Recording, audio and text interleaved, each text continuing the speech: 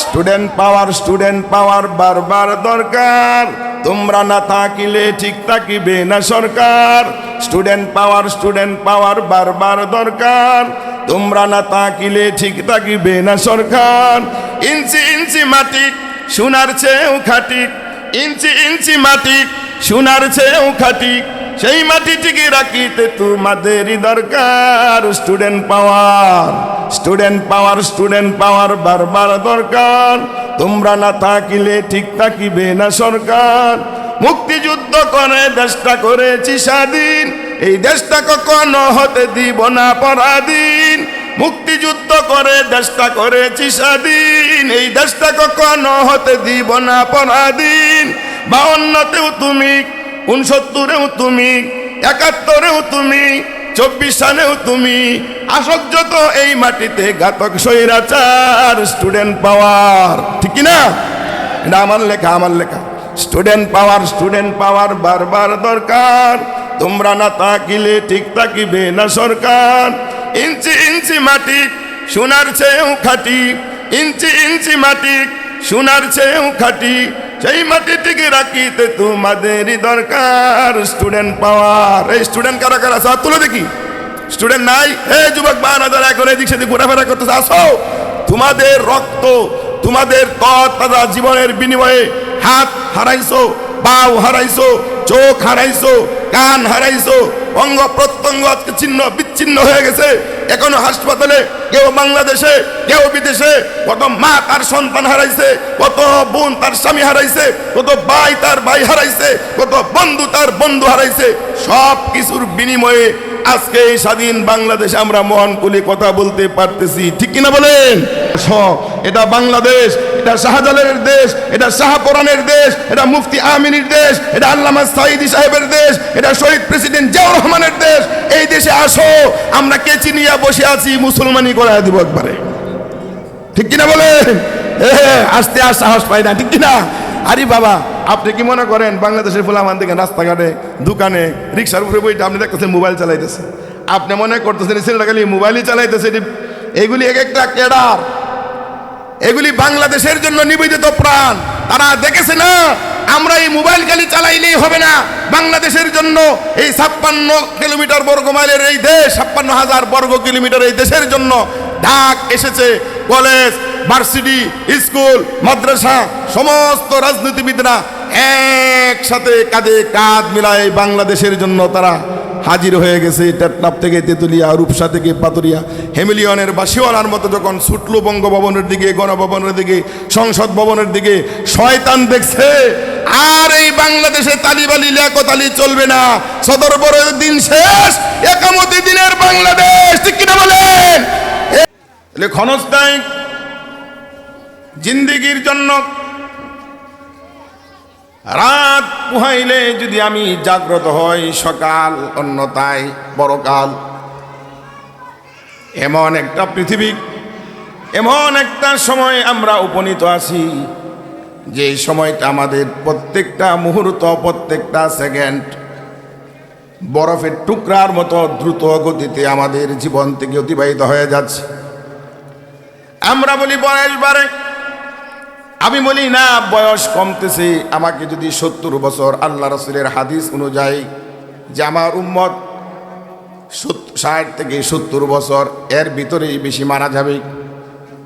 সরকারি হিসাব, পৃথিবীর বিজ্ঞানীদের হিসাব মোতাবেক মানুষ 60 থেকে 70 বছর বয়সেই বেশি মারা যাচ্ছে, ঠিক কিনা? আজ থেকে 1450 বছর আগে আতাই নামদার তাজদারে মদিনা হযরত মুহাম্মদুর রাসূলুল্লাহ সাল্লাল্লাহু আলাইহি ওয়াসাল্লাম যে বাণী বলে গেছেন, সেই কথা আজকে বিজ্ঞান অক্ষরে অক্ষরে তারা প্রমাণ করতেছে সত্য না মহাসত্য, ঠিক কিনা বলেন? সেই মহাসত্য কথা আল্লাহ রাসূল হাদিস অনুযায়ী যদি আমি ধরে নেই, কমটা না ধরে বেশিটাই যদি ধরি, 60 থেকে 70 বছরের ভিতরে আমার উম্মত দুনিয়ার থেকে বেশি বিদায় হবে। তাহলে আমি যদি 70 বছরই ধরি, এই মুহূর্তে এখানে যারা আমরা উপস্থিত আছি, বলেন তো দেখি, যার বয়স 40 বছর তার আর কত বছর বাকি আছে? যদি 70 ধরি আর কি, মনে করেন আমারই 40, আমার কত 40। আমার যদি হায়াত আল্লাহ 70 বছর লেগে থাকে, 40 বছর অতিবাহিত হয়ে গেল, বাকি রইল আর 30 বছর। এই 30 বছর জিন্দিগি সামনে আমার। এই 30 বছর মানুষের তো জেলের মধ্যেও খাটছে, খাটে কি খাটে নাই? আল্লামা দেলোয়ার হোসেন সাঈদী সাহেবের কথা আমাদের প্রধান অতিথি বলে গেলেন। আমি তাকায় দেখলাম হাসানউদ্দিন সরকার সাহেব যখন আল্লামা সাঈদী সাহেবের কথা বলছেন, তার চোখ দিয়ে টপ টপ করে পানিগুলি ঝরতেছিল। কারণ কোরআনের একজন পাখি একসাথে রাজনীতি করেছে, জেল, জুলুম, অত্যাচার, নির্যাতনের স্ট্রিম লোরার তারা সহ্য করেছে। ভালোবাসা পয়দা হয়ে যায়।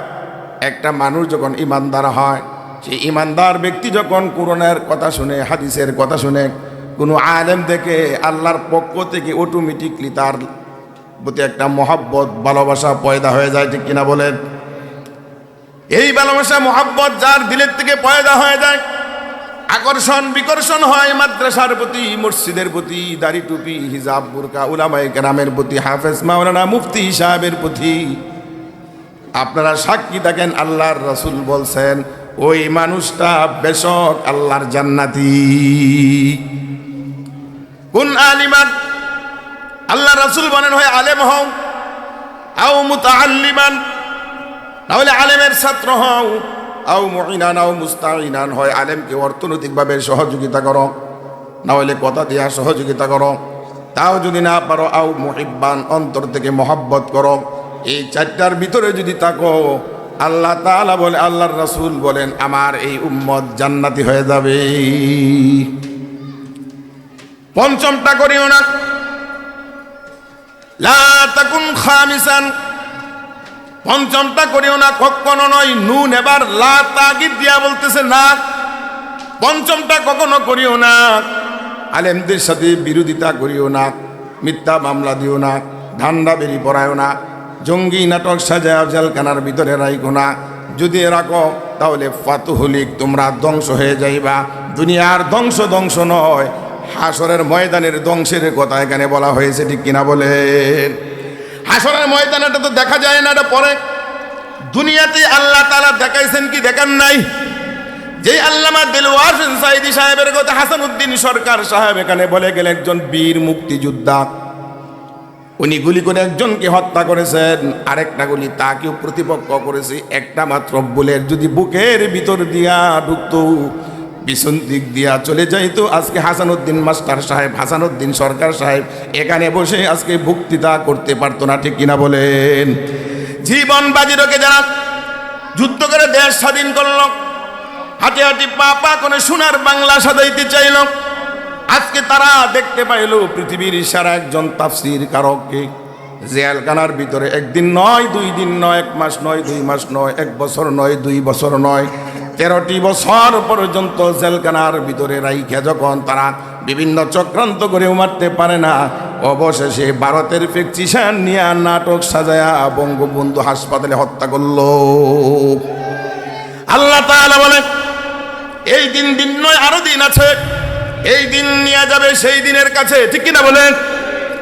আল্লাহ তাআলা বিশ্ব নবী হযরত মুহাম্মদুর রাসূলুল্লাহ সাল্লাল্লাহু আলাইহি ওয়াসাল্লামকে জানা দিলেন, ওগো নবী আপনি জানা দেন, আল উলামা ওয়ারিসাতুল আম্বিয়া ওয়া ইন্নাল আম্বিয়া লাম ইউরিসুহু দিনারাও ওয়ালা দিরহামা।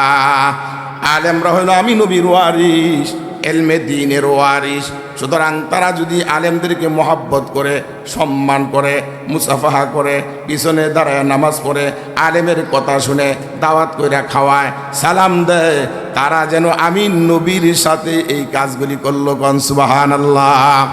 এই কাজগুলি করবে তো দূরের কথা, 96 সেই 90 দশে 96 পৃথিবীর সারা একজন শাইখুল হাদিস, যিনি বুখারী বাংলা করেছেন তাম পৃথিবীর ভিতরে সর্বপ্রথম, আল্লামা আজিজুল হক সাহেব। নাম কি? আল্লামা আজিজুল হক সাহেব, মাওলানা মামুনুল হক সাহেবের আব্বা। 96 সেই আজকের যিনি পলায়ন করলেন তিনি তাকে জেলখানার ভিতরে রাখছেন। রমজান মাসে হুজুর পানিটা পর্যন্ত দেয় নাই। আল্লাহর বান্দা একজন সেরা শাইখুল হাদিস রমজান মাসে আল্লাহ তাআলার বান্দা হয়তো বলেছে, রে মালিক আমি একজন শাইখুল হাদিস, আমার সন্তান আলেম, হাজার হাজার ছাত্রের উস্তাদ আমি, ও আল্লাহ রমজান মাসে আমাকে হুজুর পানি দেয় না। আমি বলি এই 90 বছর বয়সে 20টা পুলিশকে হত্যা করছি। এই যদি হয় আজকে একটা রাষ্ট্রপ্রধানের অবস্থা, আল্লাহ বিচার দেওয়ার জায়গা নাই, তোমার কাছে বিচার দিলাম রে মালিক, বিচার তুমি করবা, আমি আর কারো কাছে বিচার দিব না। আমার মনে হয় ওই দিন আল্লামা আজিজুল হক সাহেবের দরখাস্ত আল্লাহর মঞ্জিদের মাকসুদে মঞ্জুর হয়ে গেছে। এরপরে মুফতি আমিনী, মুফতি ওয়াক্কাস, আল্লামা সাইদি, এইভাবে যদি মামুনুল হক সাহেব থেকে শুরু করে সাকাউত হোসেন রাজি, মুফতি আমির হামজা সহ অসংখ্য গণিত উলামায়ে কেরামকে মামলা হামলা দিয়ে জেলখানার ভিতরে রেখেছে। আমি একজন নগণ্য, আমাকেও 4টা মামলা দিয়েছে, এখন পর্যন্ত মামলা চলতেছে। গত এই 15 তারিখে শেষ হওয়ার কথা ছিল, হয়তো কোনো কারণ বশত হয় নাই। আল্লাহর আদালতে প্রত্যেকটা আলেমই শুধু নয়, আমরা দেখেছি বিএনপির চেয়ারপারসন বেগম খালেদা জিয়া আপুসহীন নেত্রী, বাংলার অগ্নিকন্যা, যার স্বামী দেশের জন্য জীবন দিয়েছেন, যিনি এই দেশের জন্য অতন্ত্র প্রহরী ছিলেন, স্বাধীনতার স্বঘোষক, যিনি স্বাধীনতার পক্ষে ঘোষণা দিয়েছিলেন, ঠিক কিনা বলেন, শহীদ প্রেসিডেন্ট জিয়াউর রহমান, তার স্ত্রীকে তার দেওয়া বাড়ি, তার সেই বাড়ির থেকে তাকে বাহির করে দিল।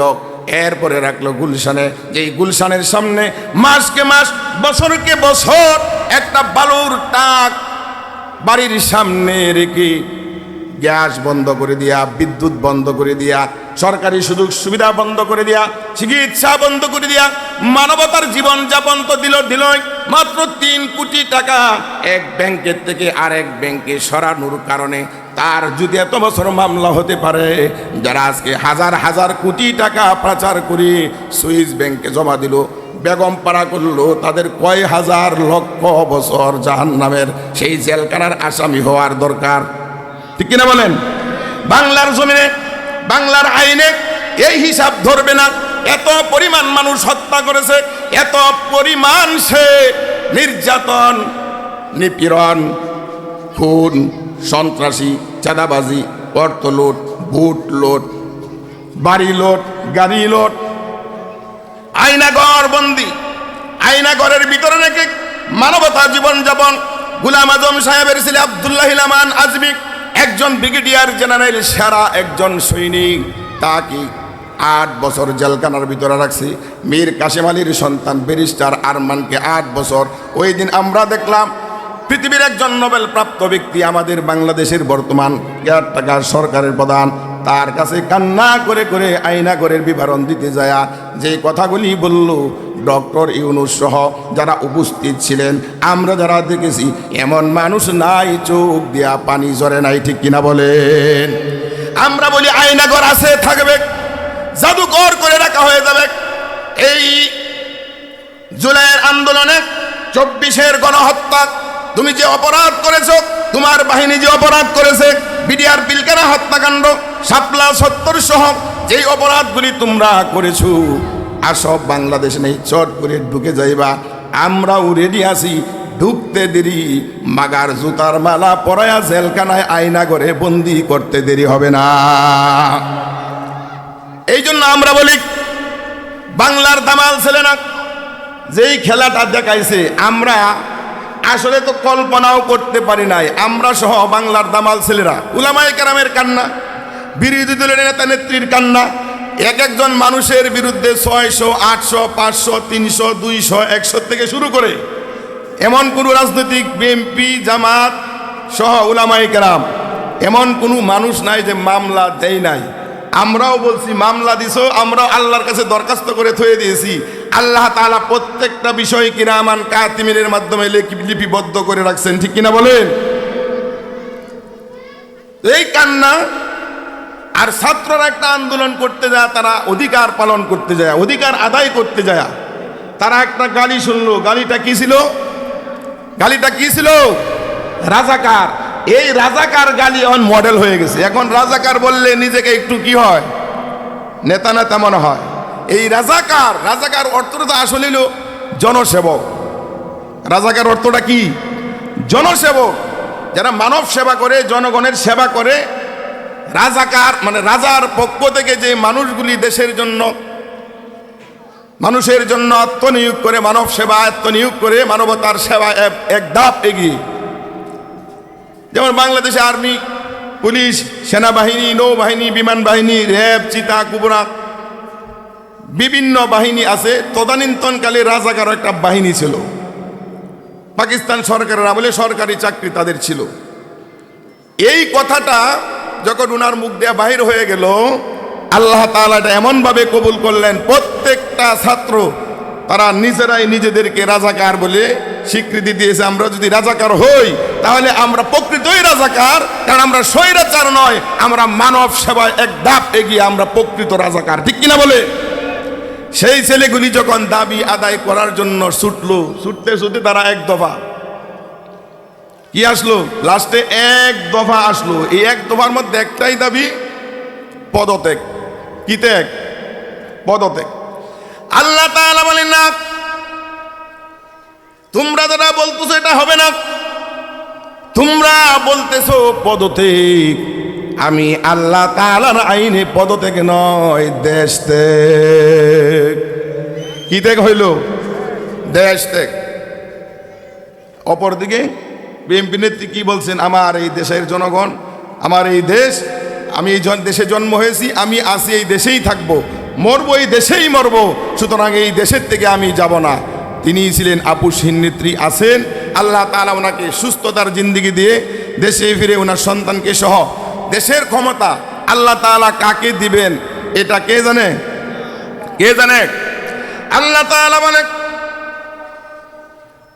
তুতিল মুলকা মান তাশাউ ওয়া তানজিউল মুলকা মিম্মান তাশাউ ওয়া তুইজ্জু মান তাশাউ ওয়া তুযিল্লু মান তাশাউ বিয়াদিকাল খায়র ইন্নাকা আলা কুল্লি শাইইন কাদির। সুবহানাল্লাহ বলেন। আল্লাহ তাআলা বলে, ক্ষমতার মালিক আমি, ক্ষমতা দেই আমি, ক্ষমতা নেইও আমি। আমি বেইজ্জত করি, আমি ইজ্জত দান করি। আমি কাহাকে জুতার মালাও পরাইতে পারি, আবার কাহাকে আমি ফুলের মালাও পরাইতে পারি। সমস্ত ক্ষমতার অধিপতি কে? সেই আল্লাহ তাআলা বলেন, হে দুনিয়ার মানুষেরা, তোমরা যদি সত্যবাদী হও আর যদি ইমানটাকে মজবুত করে, নিয়ত খালিস করে আমল করতে পারো, আখলিস দীনাকা ইয়াকফিকাল আমালুল কলিল, অল্প আমলই নাজাতের জন্য যথেষ্ট হয়ে যাবে। সুবহানাল্লাহ বলেন। অল্প আমল, কতটুকু আমল? অল্প। 5 ওয়াক্ত নামাজ, এটা একটা ইবাদত। নামাজের কথা কোরআন শরীফে এসেছে 82 বার। কতবার? 82 বার। হজের কথা এসেছে একবার। কতবার? একবার। সামনে যে রমজান আসতেছে, রমজানের কথা এসেছে কয়বার? আমি আঙ্গুল ধরছি, কয়বার? তো জুড়ে বলেন কয়বার? রমজান, কোরআন শরীফের মধ্যে রমজানের কথা বলা হয়েছে একবার, হজের কথা বলা হয়েছে একবার, নামাজের কথা বলা হয়েছে 82 বার। আর আমরা যে রাজনীতির কথা বলি, অনেকেই বলে রাজনীতির সাথে আমাদের কোনো সম্পর্ক নাই। রাজনীতির কথা আল্লাহ তাআলা কোরআনে কারিমের মধ্যে বলছেন 903 বার। সুবহানাল্লাহ বলেন না। কতবার? 903 বার। মতান্তর একটু কম বেশি হতে পারে। কোরআনে কারিমের মধ্যে বলেছেন রাজনীতির কথা 903 বার, নামাজের কথা বলছেন 82 বার, হজের কথা বলছেন একবার, রোজার কথা বলছেন একবার। তাহলে বলেন তো দেখি, যে জিনিসটা একবার বলছে এটার গুরুত্ব বেশি, নাকি যেটা 903 বার বলেছে ওইটার গুরুত্ব বেশি? কোনটার গুরুত্ব বেশি? কোনটা? আচ্ছা বলেন তো দেখি, পানি এবং অক্সিজেন অর্থাৎ বাতাস আমরা যেইভাবে ব্যবহার করি, যেমন আলু, মরিচ, পেঁয়াজ, রসুন, আদা, এভরিথিং, মুরগির গোশত, গরুর গোশত, ইলিশ মাছ, চিংড়ি মাছ, গরুর গোশত, চিংড়ি মাছ, ইলিশ মাছ, এটা মানুষে খাইতে ভালো পায় কি পায় না? খাইতে মজা কম না বেশি? এটার দাম কম না বেশি? আচ্ছা, এই গরুর গোশত, ইলিশ মাছ, চিংড়ি মাছ, এই তিনটা জিনিসে আমি ধরি, এই তিনটা জিনিস খায়া আপনি জীবিত থাকবেন। জীবিত থাকতে হলে কি দরকার? অক্সিজেন। কি দরকার? অক্সিজেন দরকার, অর্থাৎ বাতাস দরকার, যে নিঃশ্বাসটা আমরা নেই। পানি দরকার, বাতাস দরকার। আপনি যদি এগুলি খাইতে চান তাহলে আপনার বেঁচে থাকতে হবে, আর যদি আপনি বেঁচে থাকতে চান তাহলে আপনার অক্সিজেন দরকার। আল্লাহ তাআলা বলে এই অক্সিজেন এবং পানি, এই দুইটা জিনিসের দরকার বেশি। এই জন্য আমি বেগায়ের হিসাব হিসাবে দিয়া দিলাম, এই দুইটা জিনিস যদি চিংড়ি মাছ আর ইলিশ মাছ, গরুর গোশতের মতো প্রতিদিন মানুষের কিনতে হইতো, এই বিল্ডিং থাকতো না, বিল্ডিং বেছে বেছে এগুলি কিনে খাইতে হইতো। ঠিক কিনা বলেন? তাহলে আল্লাহ তাআলা বলেন যেই জিনিসটার দরকার বেশি, এটা আমি দান করেছি বেশি। দুনিয়াতে নারী দরকার বেশি, নারী দান করেছি বেশি। প্রত্যেকটা পুরুষ যদি 4টা করে বিবাহ করতে চায়, মাসনা ওয়া সুলাসা ওয়া রুবা, যদি প্রত্যেকটা পুরুষ 4টা করে বিবাহ করতে চায়, আল্লাহ কয় অভাব পড়বে না, আমি দুনিয়াতে নারীও দান করেছি বেশি। সুবহানাল্লাহ বলে। জান্নাতের ভিতরে হুর গেলমান বেশি। এক একজন জান্নাতি পুরুষকে কমপক্ষে 70টা হুর দেওয়া হবে। কয়টা? কমপক্ষে। কমপক্ষে বর্ণনা আছে 70,000, 70 লাখ। এরপরে আল্লাহ তাআলা বলে বেগায়ের হিসাব হিসাবে আমি তুমি দান করব, তোমাকে আমি দান করব। তুমি যেদিকেই যাইবা, বাজারে যাইবা, সুন্দরের বাজার মিলা দিব, মনে মনে দেখবা এত সুন্দর নারী, এত সুন্দর সুন্দর দেখা যায়, চোখের দিকে তাকাইলে মনে হয় হায় এমন সুন্দর কোনোদিন দেখি নাই। আল্লাহ কয় আসলেই দেখো নাই, এইগুলি দেখবা কোত্থেকে? দুনিয়া তো হুরেরা যায় নাই। এই হুর তাদের জন্যই রেখেছি যারা দুনিয়াতে তাদের জীবন যৌবনের হেফাজত করেছে, সতীত্বের হেফাজত করেছে। আল্লাহ তাআলা বলে তাদের জন্য আমি হুর রেখেছি। وحور عين كأمثال اللؤلؤ المكنون جزاء بما كانوا يعملون سبحان الله আল্লাহ তাআলা বলেন তাহলে দুনিয়াতে অক্সিজেন দরকার বেশি, আমি দিছি বেশি। পানি দরকার বেশি, দিছি বেশি। নারী দরকার বেশি, এটা দিছি বেশি। জান্নাতের ভিতরেও রমণী দরকার পড়বে বেশি, সেখানেও আমি দিছি বেশি। এই কারণে আল্লাহ তাআলা বলেন এই জান্নাত পাইতে হইলে যে জিনিসটা দরকার, শুধু নামাজ, রোজা, হজ, যাকাত, এইগুলি দিয়ে তুমি জান্নাতে যাইতে পারবা না। জন্ম থেকে নিয়ে মৃত্যুর আগ পর্যন্ত তোমার পারিবারিক জীবন, দাম্পত্য জীবন, সামাজিক জীবন, রাষ্ট্রীয় জীবন, আন্তর্জাতিক জীবন, রান্নাঘর থেকে শুরু করে নিয়ে বঙ্গভবন পর্যন্ত আল্লাহ তাআলা বলে তোমার জীবন যদি তুমি কোরআন এবং হাদিস দিয়া সাজাইতে পারো, তাহলে আমি ওই জান্নাতটাই তোমারে দিব, যেই জান্নাতে গেলে পরে সুখ আছে, শান্তি আছে, অশান্তি নাই, যৌবন আছে, বার্ধক্য নাই, সুস্থতা আছে, অসুস্থতা নাই, জীবন আছে, মরণ নাই। আল্লাহ তাআলা বলে সেই জিন্দেগি যদি তুমি পাইতে চাও, তাহলে এই দুনিয়া দিয়া তোমার হায়াত যে আমি দিয়েছি, আর দুনিয়া মাজরাতুল আখিরা, দুনিয়া হইল আখিরাতের ক্ষেত। এইখান থেকে তোমার সব কিছু রেডি করে একটা প্যাকেজ বানায় যাইতে হবে, তাহলে তোমাকে আমি সেই জান্নাত দান করে দেব। তাহলে এবার বলেন আসুন মূল কথা আসি। আল্লাহ তাআলা বলেন এক ব্যক্তি নামাজ পড়ে 5 ওয়াক্ত। কয় ওয়াক্ত? যেমন এমন নেতা বাংলাদেশে ছিল, তারা বলছে আমরা কি নামাজ পড়ি না, দৈনিক 80 থেকে 82 রাকাত নামাজ পড়ি। বলছিল কি বলে নাই? কত রাকাত? 80 থেকে 82 রাকাত। তাহাজ্জুদ ছাড়ে না, কোরআন তেলাওয়াত না কইরা বলি অফিসেই যায় না। আমরা দেখতে পাইলাম ওই মানুষগুলি এত মিথ্যা জীবনে বলেছে, মিথ্যা বলতে বলতে বলতে বলতে মিথ্যাটাকে তাদের কাছে সত্য মনে হইতো। ঠিক কিনা বলেন?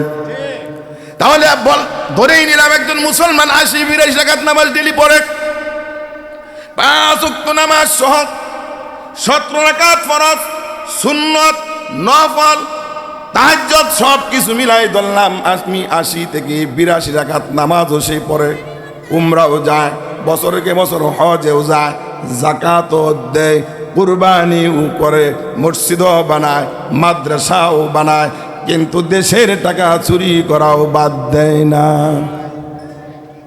সন্ত্রাসী বাদ দেয় না, চাঁদাবাজি বাদ দেয় না। ময়মনসিংহ থেকে, বরিশাল থেকে, সেই আপনার উত্তরবঙ্গ থেকে একজন মানুষ এখানে এসে রিক্সা চালায়, টমেটো বিক্রি করে, পেঁয়াজ রসুন বিক্রি করে, শুটকি বিক্রি করে, গার্মেন্টসে চাকরি করে, যে কোনোভাবে কিছু কিছু টাকা সঞ্চয় করছে। এখন একটা জায়গা রাখবে, কি রাখবে? একটা জায়গা রাখবে। জায়গা রাখতে গেলে দালালি দিতে হয়, জায়গা রাইকা কাওলা করতে গেলে দালালি দিতে হয়। এই জায়গা রাখছে, এখন বাড়ি করবে, বাড়ি করবেও সেখানেও দালালি দিতে হয়, মাটি আনবে দালালি দিতে হয়, টাক নামাবে দালালি দিতে হয়, বালু নামাবে দালালি দিতে হয়, ইট নামাবে দালালি দিতে হয়। হয় কি হয় না? এই এলাকায় মনে হয় নাই, এই এলাকায় আছে নাকি? কি কয়? এই এলাকায় তো থাকতেই পারে না, কারণ সামনেই হইল টঙ্গী ইজতেমা। এই টঙ্গী ইজতেমার মাঠ সারা বিশ্বে মানুষে চিনে, বাংলাদেশকে না চিনলেও টঙ্গী চিনে, ঠিক কিনা বলেন? যে টঙ্গীর এলাকার পাশের বাড়ির মানুষ, এই মানুষগুলি তো এমনটা করতেই পারে যে বালুর টাক আনলে টাকা চাইবে, ইট পালাইলে টাকা চাইবে, জায়গা রাখলে টাকা চাইবে, বিল্ডিং বানাইলে টাকা চাইবে।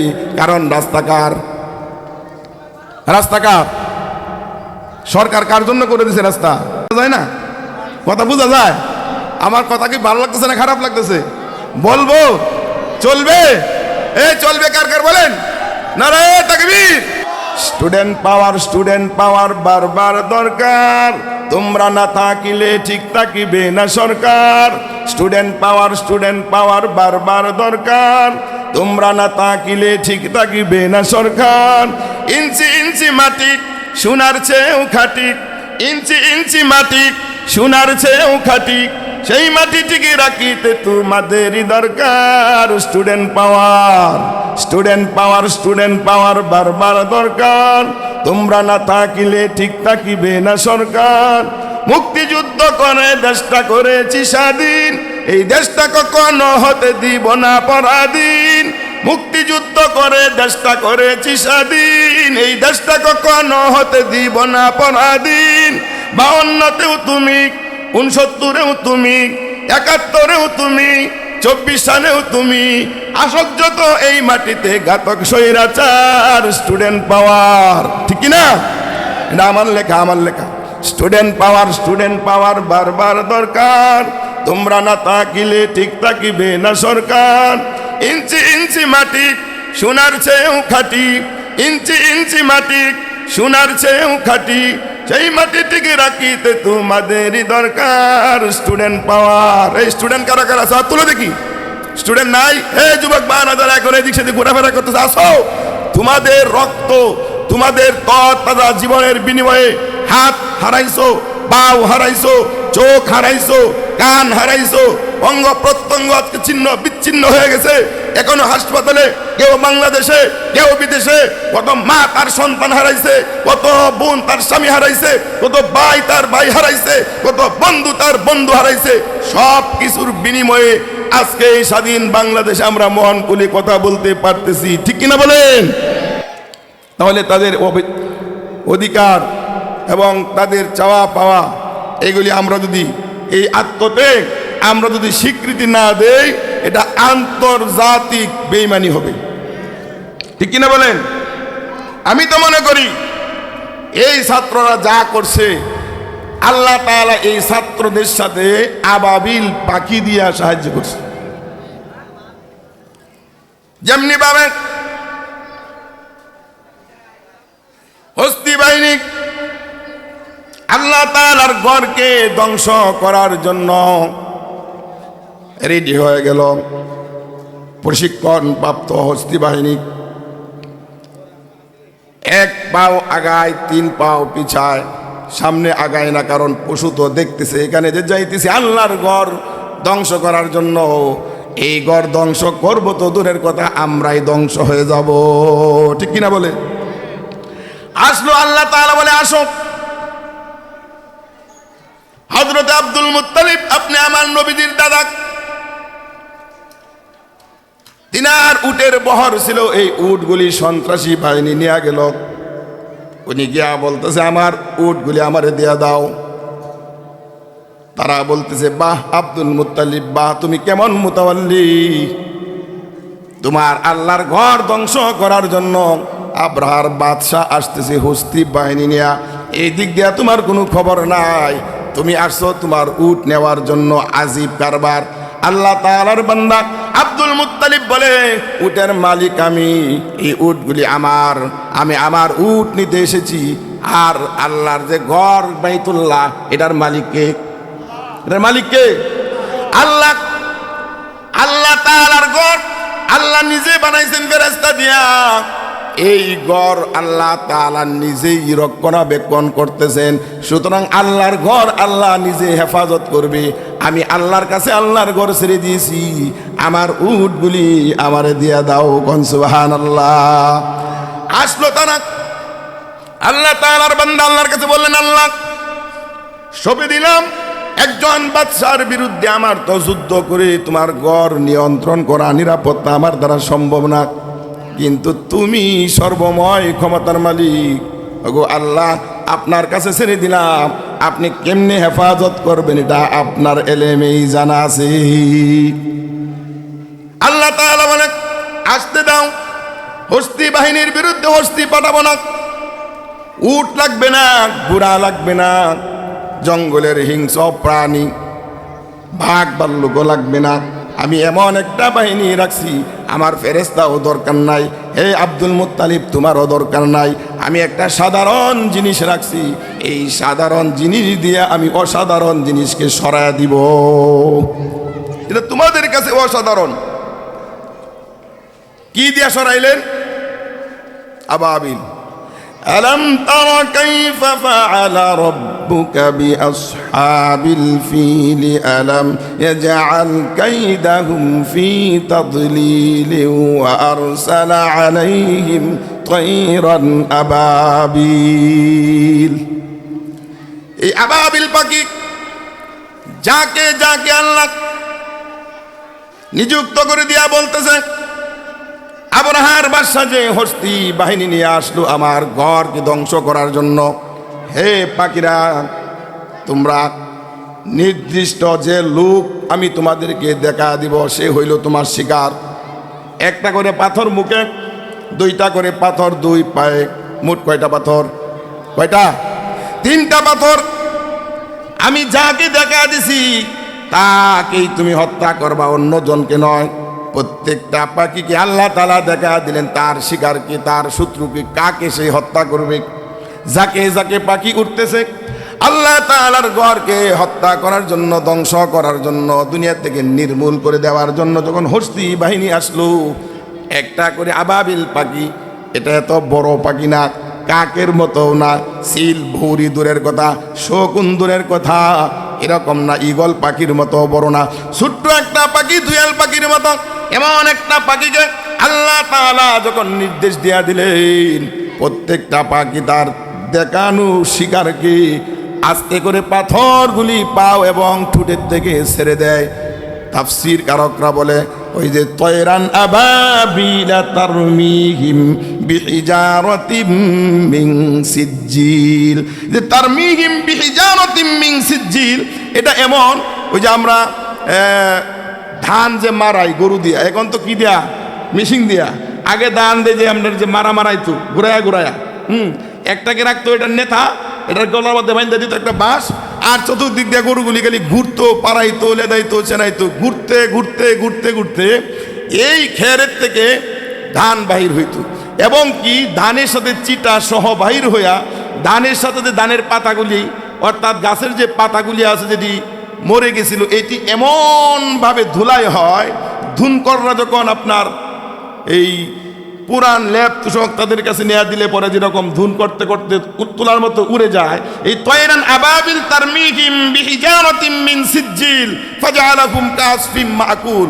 এই আয়াতের ব্যাখ্যায় বলা হয়েছে যে পাথরগুলি খালি ছেড়ে দিয়েছে, এদেরকে এমনভাবে আল্লাহ তাআলা বর্ষ করছে যে একটা অ্যাটম বম ছাইরা দিলে পরে যখন একটা দেশ, একটা মহাদেশ ধ্বংস হয়ে যায়, একটা বাড়ির উপরে ছেড়ে দিলে যেরকম আমরা বর্তমানে দেখতে পাই ফিলিস্তিন, ইসরায়েলে যে বম্পিং করে এক একটা বাড়ি, এত আধুনিক ডিজাইনের বাড়িগুলি মুহূর্তের ভিতরে মাটির সাথে মিশে যায়, মিসাইল দিয়া মাটির সাথে মিশিয়ে দেওয়া হয়। রড বালুর বাড়িগুলি অস্তিত্ব পর্যন্ত খুঁজে পাওয়া যায় না।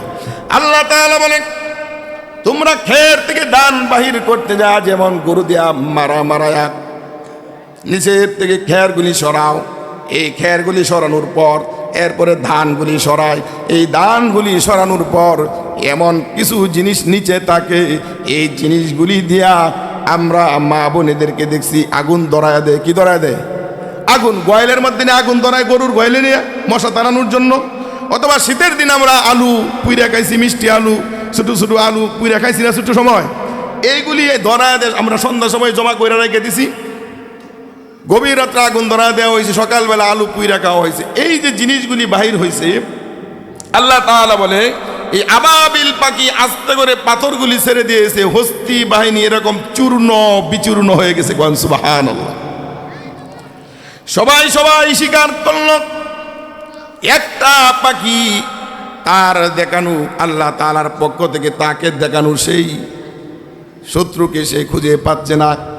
এই হস্তি বাহিনীর ধ্বংস দেখে এমনভাবে সে দৌড় দিল, দৌড়াইতে দৌড়াইতে একেবারে দিল্লি গিয়া পড়লো, দুপুরের খানাটাও খাইতে পারে নাই। ঠিক কিনা বলেন?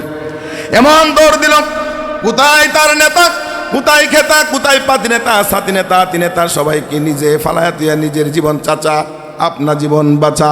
আল্লাহ তাআলার ওই গজব দেখে একজন বলো, আমার এই আল্লাহর ঘর ধ্বংস করার দরকার নাই, আমরা ধ্বংস করতে আইসা তো আমরাই ধ্বংস হয়ে যাইতেছি। সেই দিছে ওইটা দৌড়। ওই আবাবিল পাখি খুঁজতে খুঁজতে তাকে নিশানা করে খুঁজে বাহির করলো, এক বাড়ির ভিতরে গেছে ঢুইকা আত্মগোপন করছে। এই আবাবিল পাখি তার ঠোঁটের থেকে দুই পায়ের থেকে আস্তে করে মিসাইল ছেড়ে দিয়েছে। সেই আল্লাহর দুশ্মন, আল্লাহর ঘরের দুশ্মন সব মুহূর্তের ভিতরে তছনছ হয়ে গেছে। সুবহানাল্লাহ। এটা কার দ্বারা সম্ভব? কার দ্বারা সম্ভব? তাহলে এই জিনিসগুলি দুনিয়াতে রাখতে হলে, টিকা রাখতে হইলে, সত্য জিনিসটা মানুষের সামনে উঠায় ধরতে হইলে আমাদের কোরআন হাদিসের দরকার আছে না নাই? আছে না নাই? তাহলে এই মাদ্রাসা করতে যা অনেকেই বলে, হুজুর এত মাদ্রাসার দরকার কি?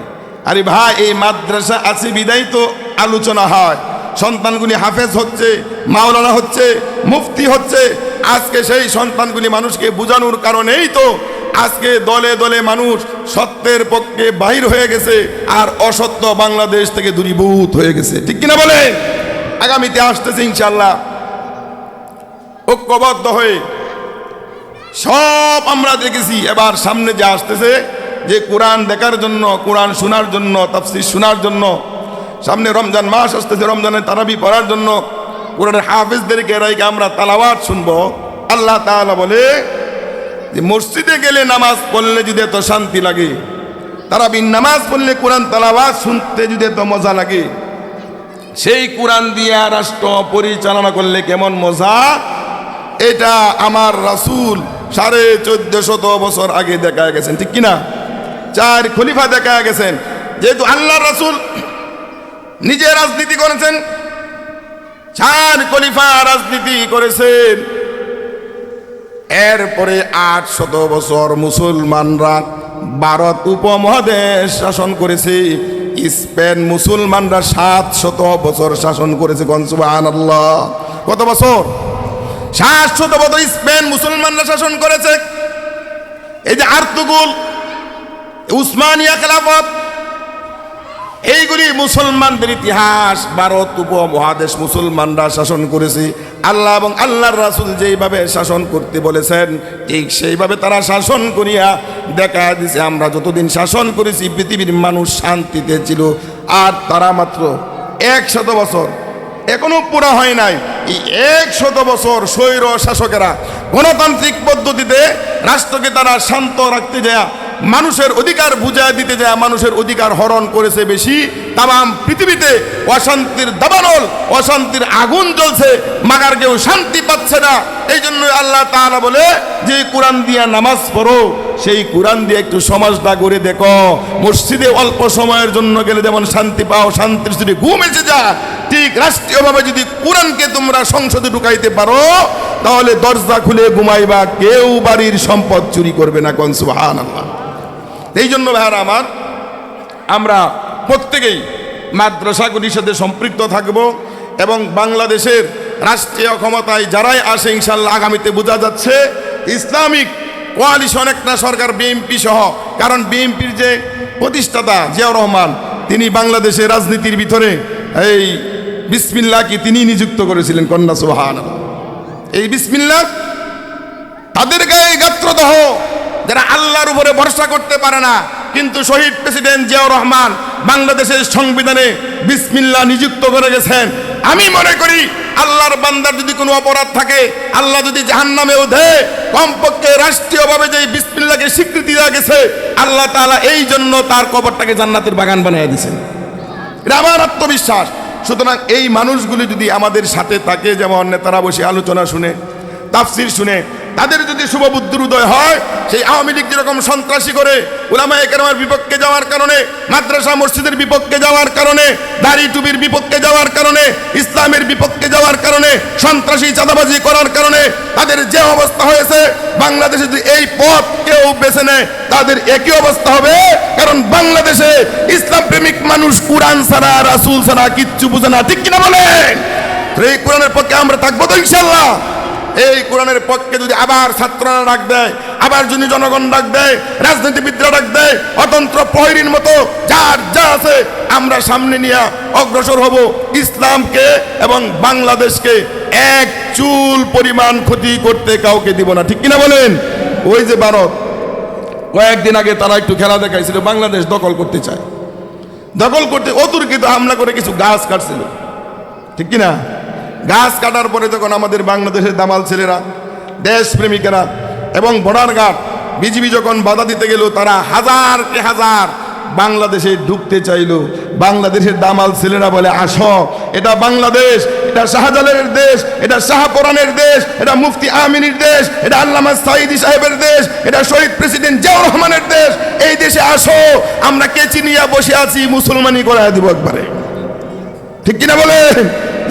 আসতে আর সাহস পাই না। ঠিক কিনা? আরে বাবা, আপনি কি মনে করেন বাংলাদেশের ফুলামান দেখেন রাস্তাঘাটে, দোকানে, রিক্সার উপরে বইটা আপনি দেখতেছেন মোবাইল চালাইতেছে, আপনি মনে করতেছেন ছেলেটা খালি মোবাইলই চালাইতেছে। এগুলি এক একটা ক্যাডার, এগুলি বাংলাদেশের জন্য নিবেদিত প্রাণ। তারা দেখেছে না আমরা এই মোবাইল খালি চালাইলেই হবে না, বাংলাদেশের জন্য এই 56 কিলোমিটার বর্গ মাইলের এই দেশ, 56,000 বর্গ কিলোমিটার এই দেশের জন্য ডাক এসেছে। কলেজ, ভার্সিটি, স্কুল, মাদ্রাসা, সমস্ত রাজনীতিবিদরা একসাথে কাঁধে কাঁধ মিলায় বাংলাদেশের জন্য তারা হাজির হয়ে গেছে। টেটনাপ থেকে তেতুলিয়া, রূপসা থেকে পাতুরিয়া, হেমিলিয়নের বাসিওয়ালার মতো যখন ছুটলো বঙ্গভবনের দিকে, গণভবনের দিকে, সংসদ ভবনের দিকে, শয়তান দেখছে আর এই বাংলাদেশে তালিবালি লিয়াকতালি চলবে না। সদর বড়ের দিন শেষ, একামতি দিনের বাংলাদেশ। ঠিক কিনা বলেন? এই একামতি দিনের বাংলাদেশ তারা দেখলো আর চলবে না। বিমানে, রাস্তা দিয়া, দৌড়ায়া, নৌকা ডুবায়া তারা চলে গেছে। আল্লাহ তাআলার এই বাংলাদেশ আমরা যতটুক জানতেছি, যতটুক বুঝতেছি, তাম পৃথিবীর ভিতরে যদি খেলাফত কায়েম হয়, সর্বপ্রথম মনে হয় বাংলাদেশেই হবে। যদি হয় আমাদের লাভ না লস? আমাদের লাভ না লস? দুনিয়াতেও লাভ, পরকালেও লাভ। এই লাভের পিছনে আমরা কানাকারছে হাত তুলে দেখাই। নারায়ে তাকবীর, নারায়ে তাকবীর। আমি 2 মিনিটের মধ্যে শেষ করে দিচ্ছি। সামনে রমজান মাস আসতেছে। কি মাস আসতেছে? আমি যে কথাটা বলতেছিলাম যে নামাজ একটা ইবাদত, হজ একটা ইবাদত, কুরবানি একটা ইবাদত, রোজা একটা ইবাদত। ঠিক এই ইবাদতগুলি আল্লাহর সন্তুষ্টির জন্য আমরা যেভাবে করি, আমাদের সমস্ত কাজগুলি যদি আমরা ব্যবসা বাণিজ্য, মুআমেলা, মুআশারাত, উঠা বসা, কথাবার্তা, চাকরি বাকরি সব যদি আমরা আল্লাহর সন্তুষ্টির জন্য করি, আল্লাহ তাআলা বলে খলিফা ওমর রাষ্ট্রও পরিচালনা করছে, ইমামতিও করছে, 4 খলিফা রাষ্ট্রও পরিচালনা করছে, ইমামতিও করছে, আমার রাষ্ট্রও পরিচালনা করছে, ইমামতিও করছে, যুদ্ধও করছে, বিচারও করছে, বিবাহ শাদীও করছে, বাজার সদাইও করছে। বিনিময়ে তারা দুনিয়াতেও শান্তি পাইছে, পরকালেও মুক্তির দর তারা পেয়ে গেছে, তাদের কবরগুলি জান্নাতের বাগান হয়ে গেছে। দুনিয়াতে থাকতেই আশারে মুবাশশারা 4 জন সাহাবী 10 জন সাহাবীকে আল্লাহ তাআলা জান্নাতের সুসংবাদ জানায় দিয়েছেন। কোন সুবহানাল্লাহ। তারা রাজনীতি করে, রাষ্ট্র পরিচালনা করে, ব্যক্তি জীবন থেকে শুরু করে নিয়ে রাষ্ট্রীয় জীবন পর্যন্ত তারা দেখা দিছে আল্লাহ গো তোমরা আমার জন্য সবকিছু করছো। ইন্না সলাতি ওয়া নুসুকি ওয়া মাহইয়ায়া ওয়া মামাতি লিল্লাহি রাব্বিল আলামিন।